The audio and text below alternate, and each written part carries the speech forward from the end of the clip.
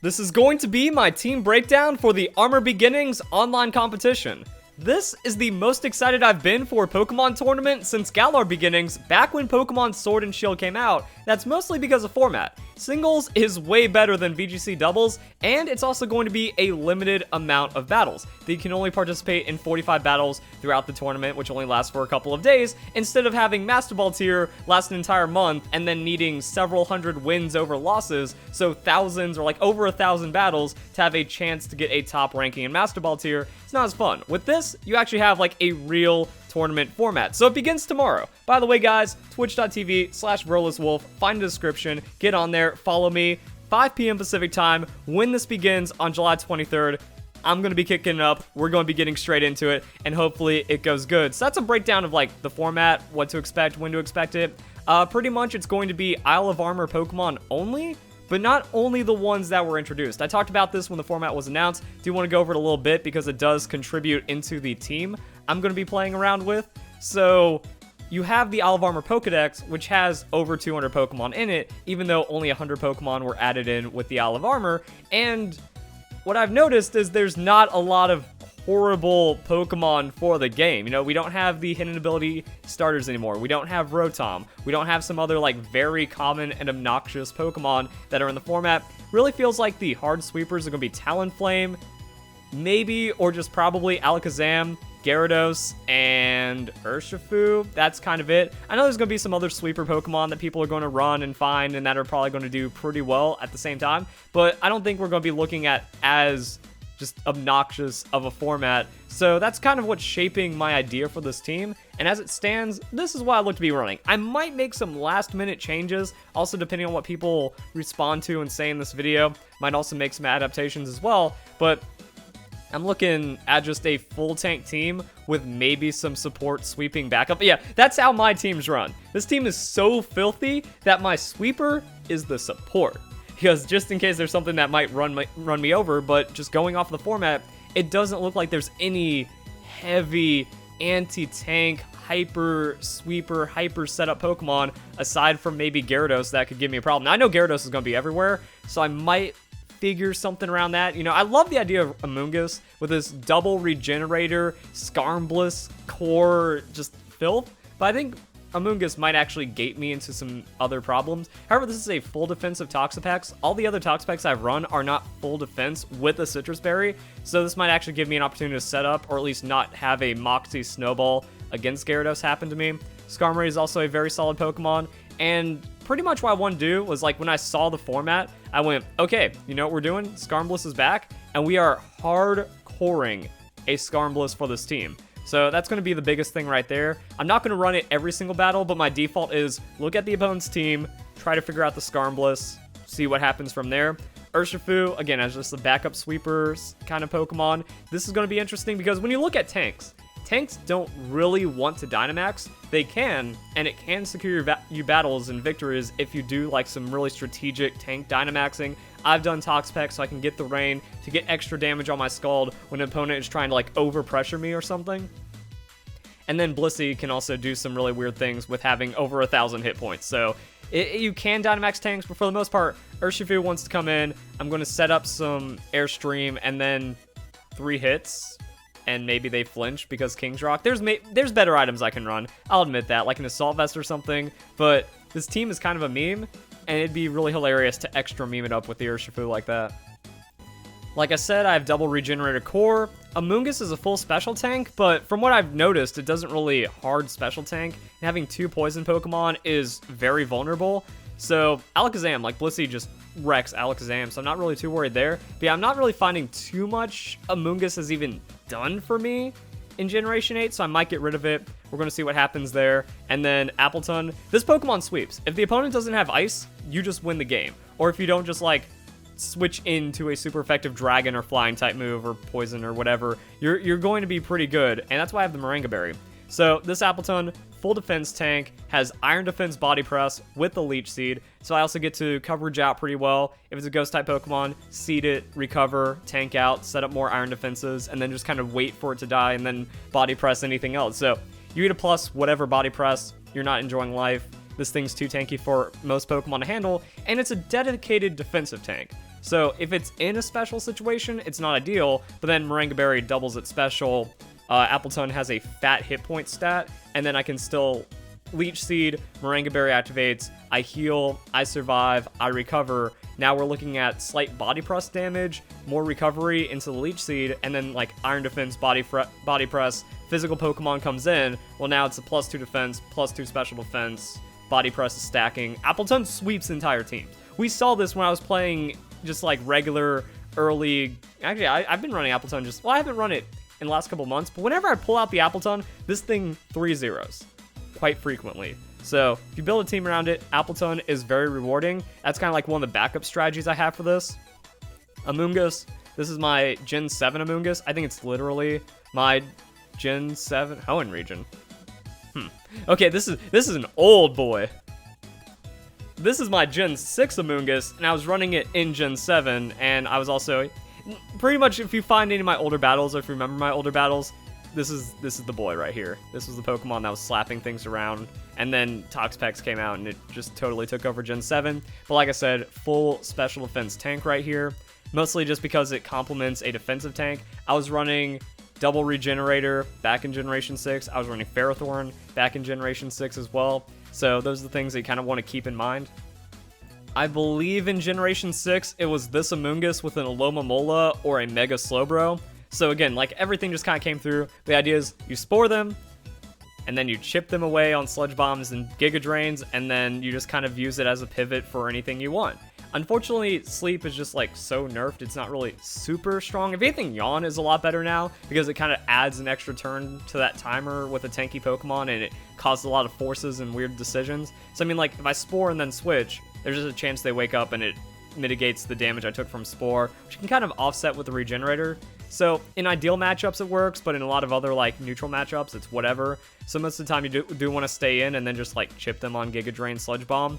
Fortunately in this format there's no Venusaur. Pretty much what happened in like every Generation 6 or Generation 7 battle was that I got checked by another Amoonguss or another Venusaur.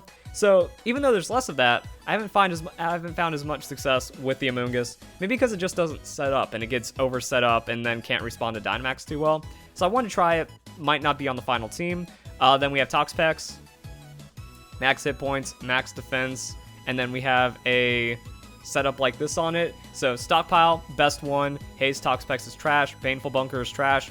There's so few toxic Pokemon in the game, you have to have toxic on it. Scald is for the burn for Pokemon you can't toxic. So Steel type Pokemon, a physical Pokemon I'd rather have burned, and then you can just kind of chip them down. Stockpile recover, becomes unkillable.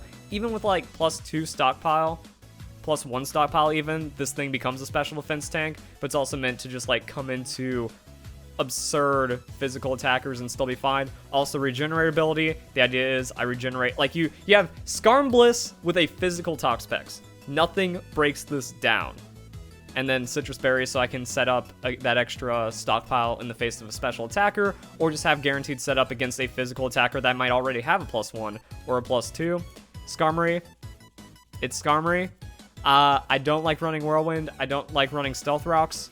I've said Stealth Rocks is a bad move because it is. I've already lost games with the Skarmory because I greeted on the Stealth Rocks too much. It's something that you need to use very sparingly and with a very precise game plan. That if you just throw out Stealth Rocks because Stealth Rocks is good and you don't have anything backing it up, it's not going to work. However, if I throw out Stealth Rocks and I'm going between Blissey and a Regenerator Pokemon, even if they Stealth Rocks me or something, they're taking more effective health and they're being forced to switch like every other turn. So when you're doing like a dedicated stall-y kind of team, even though this team isn't stall, it's progressing towards a win condition. So it's not hard stall. Like you do that, that's a sweeper Pokemon. You have +6 on Iron Defense, might take a couple turns to get set up, but I'm doing more damage than sweepers. Same thing for the other upcoming Pokemon. But when it comes to this, Body Press, a lot of just natural damage right there. Doesn't put you in any risk like a Brave Bird for taking recoil. Roost, it's your standard Skarmory, full defense, all that fun stuff. Set up Stealth Rocks, Whirlwind them out if it's unfavorable. Maybe force them into like weird switchy scenarios and then stuff, and I just do more damage than they do to me. Boom. With this, it's also going to be a very interesting Blissey. This is like one of the most calculated, weird Blisseys I have ever made with like heavy amounts of labbing. So max defense, absolutely needed if you're going for like any kind of Blissey that wants to stay on the field for a while. The idea behind Skarmory is you do want like just like the heaviest special defense Pokemon behind the heaviest defensive Pokemon. But you don't even need that. Like, this Blissey doesn't care about any special attacks, even with full defensive investment. So I wanted to experiment, like, oh, Skarmory with, like, dedicated max special Blissey next to a max, defense Skarmory. This just works better, because it means if a physical threat comes in, you don't immediately get forced out. And if it's, like, a fire type or an electric type physical Pokemon, Luxray is in, there might just be some Luxray that find its way in this tournament because it's such a reduced dex that Luxray becomes good, and I respect that. But it also means that, you know, some of my Pokemon are put onto threat. So we have to be aware of that. And then when you look at a Pokemon like Blissey, it's so thick that, you know, if I maxed out the hit points, max out the special defense, it's like a 5% damage difference on 600 hit points, 700 hit points or something. So I found that this is kind of the most optimal way of breaking it down. I don't remember the exact, but it's more hit points than special defense with max defense on a defensive nature. And then it's defense curl. So if I have the, like, if I switch into a special attacker, the first thing I want to do is set up a defense curl. So if they go into a physical attacker, I get a free defense curl, so now I'm +1, and now I'm completely safe. So I'm going to be tankier than even an Eviolite Chansey, and I have the healing from leftovers. I'm running this over the Chansey because I feel Blissey has a lot more potential than Chansey right now, with just setting up. I have more special attacks, I'm doing more damage, which means my Calm Mind snowballs faster. I have the stats on defense curl, and then the leftovers always healing me is going to be really good in a drawn-out, tanky kind of Pokemon setup. So we've got that going. I like it. I think it's going to be pretty good. And then Urshifu, this is just going to be max attack, max speed, adamant nature to get the most damage out of it. And then we have the Aerial Ace, so you Dynamax, you get the Airstream, and then you try to convert from there. Ideally, Airstream into Drain Punch is going to be enough to like KO a Pokemon, and then I can Surging Strikes. This is G-Max, so I'm not setting myself up Rain. I might get rid of the G-Max for that, because if I have Rain and I come out +1/+1, it's just way too much damage, and then 30%, well not 30, but like 27% chance that they flinch. And then I also have Bulk Up against physical matchups, and then I can heal from the Drain Punch.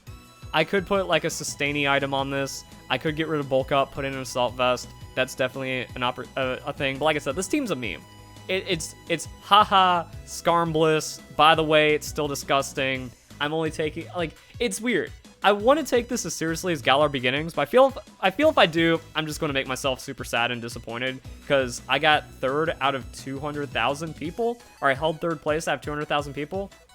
That's like one of the greatest feelings I've ever had in Pokemon, and it proves that I'm one of the best Pokemon battlers out there, but I can't have the same expectation even for a similar format. So I want to take this seriously. Like, this team is my winning team. This team slaps people, and it's effectively the culmination of the last 8 months, 9 months, however long the game has been out, of me playing Pokemon Sword and Shield, mixed with my knowledge, mixed with the new format, mixed with like all of these other weird dex things I'm trying to balance out. So it is kind of like, yeah, this is going to be the test. This is going to be what everything has led up to for this point. So hopefully it's going to be pretty awesome. At the same time, you can always have shenanigans. There might be a meta I'm not expecting, and then this team just gets like anti-stalled every game, and it goes very poorly. Or this could also be the same level of domination I saw in Galar Beginnings. So I want to take it seriously, but I also don't want to be like, oh, this is the most optimized hardcore thing ever, Urshifu perfection. I want to win a game because I slap someone 3 times with the Surging Strikes, they flinch, and then that's the only reason I win, while also just having a good offensive pressure on the Urshifu. So, yeah, I'm not feeling the Amoonguss. Appletun is a hard 3, like, all of these Pokemon have 3-0'd for me except for Skarmory, but Skarmory counts as a 3-0 combined Pokemon. So maybe get rid of Amoonguss. I'm still afraid of Gyarados because weird things happen if that Pokemon already takes off. Even with like full defense Toxapex, full defense Skarmory, I'm like, I don't know what I'm going to do about the Gyarados. So maybe put in a harder counter in that way if one even exists on the aisle.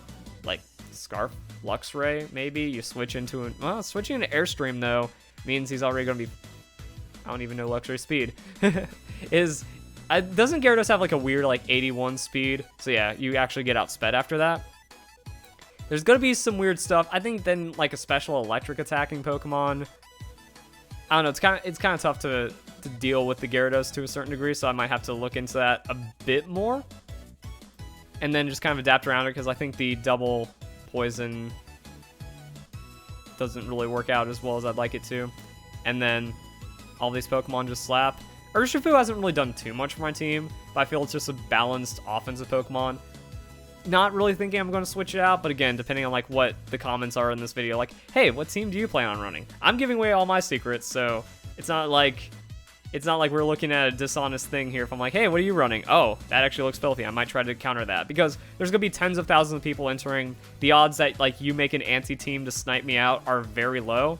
And if you make like an anti-me team, you're gonna be vulnerable to more standard teams, so you might actually get a lower win rate than me, and you'll never see me in the tournament, even if there was a chance for us to meet up or something weird like that. So we got some interesting stuff. I like the core of Appletun, Toxapex, Skarmory, Blissey. Not feeling as certain on Urshifu, but it's a fun Pokemon that just kind of like removes a lot of the seriousness from the team. And then the Amoonguss, the more I do this video, the more I don't want it. Actually, what's that, Lantern? I think I just saw Lantern. Lantern is like the ultimate anti... Oh my god, I know I saw it. I'm blind. I'm 100% blind. So there it is. There he is, hiding right here. Oh, see, I saw Wailord and Wailmer, and they're both fat Pokemon next to the Lantern, so I just kind of skipped over it. So yeah, I think like Lantern is a massive anti-Gyarados Pokemon. I know Gyarados can have the max Quake, but you just absorb all of the hits really well with the Lantern, and then you really threaten it out. So depending on Quake usage, or just, Air Balloon wouldn't work. Well, there'll be something. We'll figure out something. I actually like the idea of Lantern. Haven't played around with him. Just bust him out for Armor Beginnings. Let's go. So that'd be a pretty fun Pokemon as well. Hope you guys enjoy the video. Hope you all have a nice day. Thank you very much for watching.